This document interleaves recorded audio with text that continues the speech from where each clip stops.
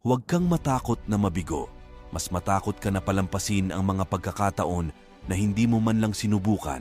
Naniniwala ako na ang pinakadakilang regalo na maari mong ibigay sa iyong pamilya at sa mundo ay ang isang malusog na ikaw. Ang pasasalamat ay ang pinakamahalagang sangkap sa pagkakaroon ng matagumpay at masaganang buhay. Hindi mo tungkulin na magustuhan ako. Akin yon. 3 bagay lang ang may kontrol ka sa iyong buhay. Ang mga kaisipan na iniisip mo, ang mga imahe na binivisualize mo, at ang mga aksyon na ginagawa mo. Hindi mo mababago ang iyong buhay hanggang hindi mo binabago ang isang bagay na ginagawa mo araw-araw.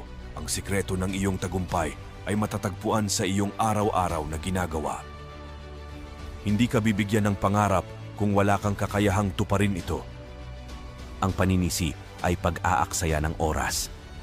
Kahit gaano kalaki ang nakita mong kasalanan sa iba at kahit gaano mo siya sisihin, hindi ka nito mababago. Hindi mo kailangang maging perpekto, kailangan mo lang itong simulan. Kung nais mong magtagumpay, kailangan mong alisin ang salitang hindi ko kaya at lahat ng mga katulad nito gaya ng sana ginawa ko. Ang lahat ng iyong ninanais ay nasa kabilang bahagi ng iyong takot.